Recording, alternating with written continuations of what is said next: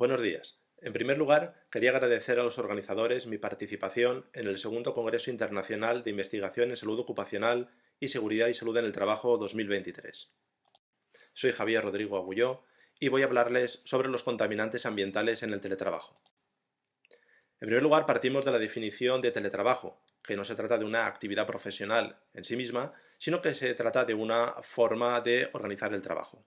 Se caracteriza por tres notas. En primer lugar, el trabajo a distancia, es decir, el teletrabajador desarrolla su actividad fuera, lejos de las instalaciones o centros de trabajo de la empresa. En segundo lugar, por la utilización de las tecnologías de la información y de las telecomunicaciones. No es necesario que el trabajador haga un uso continuado permanente de estas tecnologías, pero sí que haga un uso prevalente durante el desarrollo de su actividad. Y por último, esta forma de organización del trabajo implica un cambio en la realización del mismo. La persona teletrabajadora desarrolla su actividad en unas condiciones parecidas a como las realizaría en el centro de trabajo habitual. Pero los riesgos pueden verse alterados precisamente por la naturaleza del lugar en el que desarrolla su actividad. Los factores de riesgo son definidos como aquellas condiciones de trabajo que aumentan la probabilidad de que la persona trabajadora sufra un daño como consecuencia del trabajo que ejecuta. Pueden clasificarse en cuatro grupos.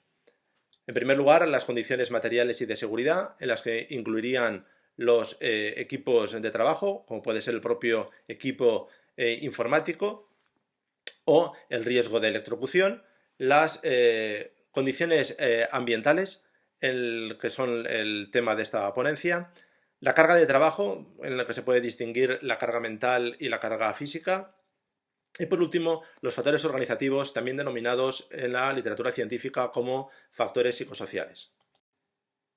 Dentro de los contaminantes ambientales se pueden distinguir tres tipos de agentes: los agentes físicos, los agentes químicos y los agentes biológicos. Los agentes físicos, que son energías en estado agresivo, se pueden diferenciar entre el ruido, las vibraciones, la iluminación, las radiaciones, las condiciones termohigrométricas y la presión barométrica. En cuanto al ruido, definido como un sonido molesto e indeseado, puede tener efectos para la salud de las personas en dos ámbitos distintos. En primer lugar, ocasionar daños para la audición de los trabajadores, aspecto poco frecuente en el teletrabajo, y sí puede ser más frecuente que se produzcan interferencias en la comunicación o dificultades de concentración.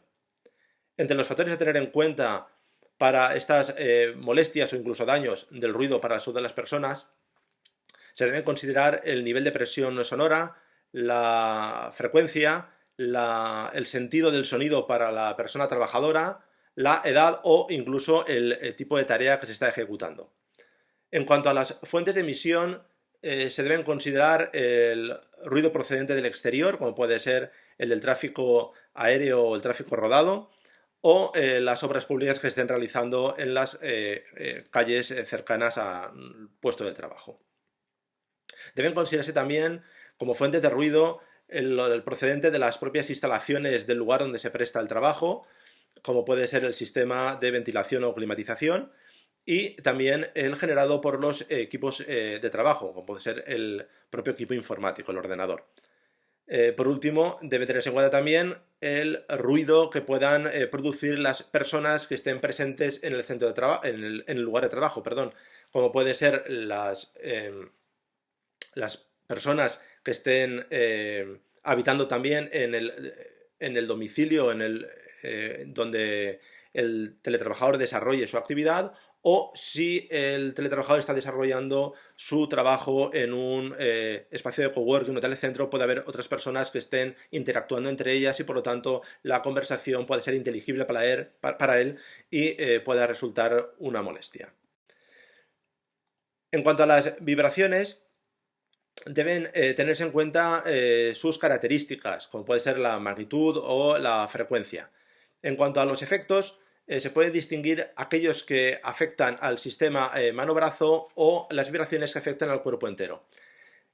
Es más difícil que se produzcan efectos para las personas en el sistema mano-brazo puesto que en el teletrabajo no suele ser habitual la utilización de herramientas vibrátiles. En cambio, sí que es posible que el teletrabajador esté expuesto a vibraciones de cuerpo entero, por ejemplo, en el caso de personas que desarrollan su actividad en vehículos, como puede ser el teletrabajador nómada o móvil, que aprovecha los trayectos para desarrollar determinadas tareas, o cuando los ocupantes de edificios que estén expuestos a vibraciones. En cuanto a la iluminación, debe tenerse en cuenta que ha de adecuarse al tipo de tarea que se está desarrollando.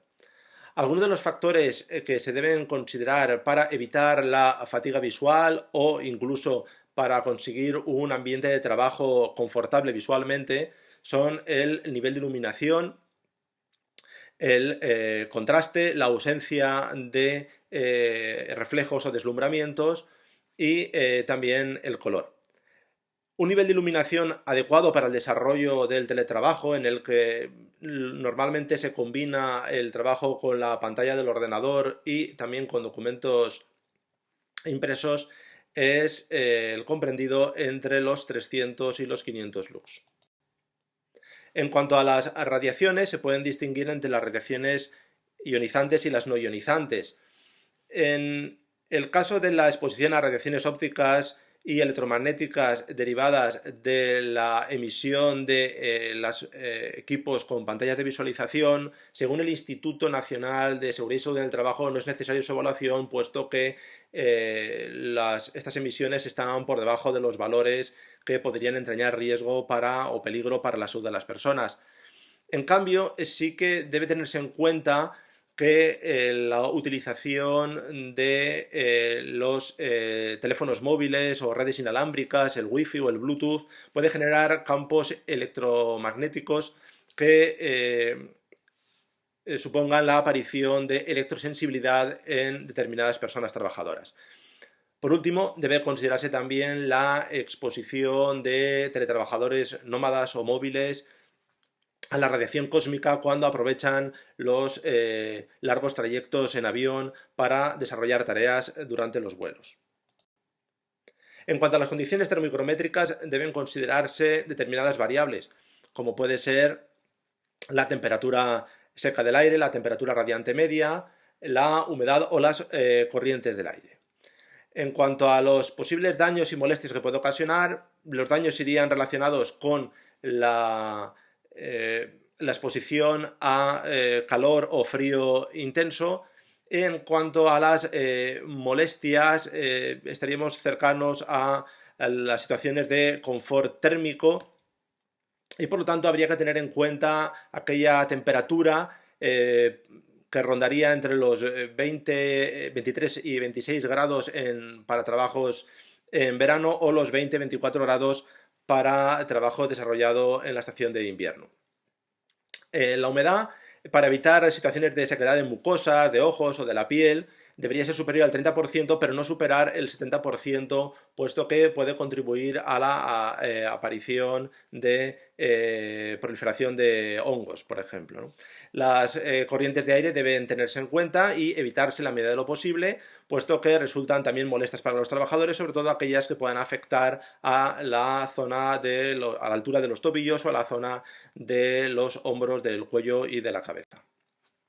En cuanto a la presión barométrica, debe considerarse aquellas situaciones de elevada o baja presión barométrica.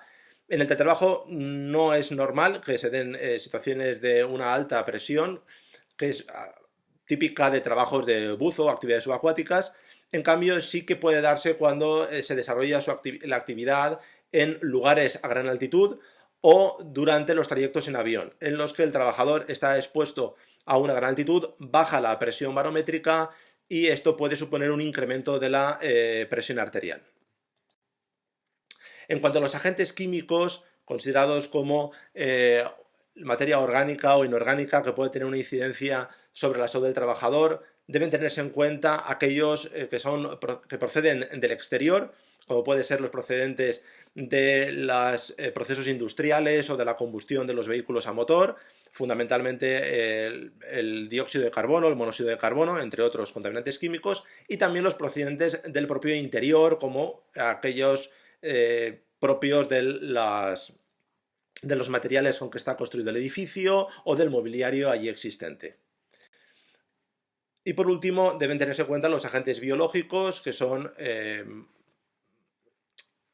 seres vivos que pueden tener una incidencia también sobre la salud de los trabajadores. Algunos procedentes del exterior, o sobre todo penetran a través de los sistemas de ventilación y de climatización, como puede ser el polen, esporas o algunas bacterias.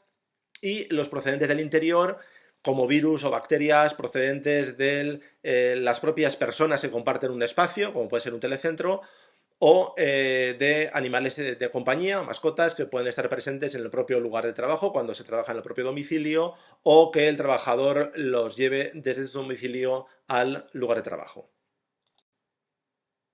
Bueno, pues espero que les haya resultado interesante esta intervención y agradecerles su atención.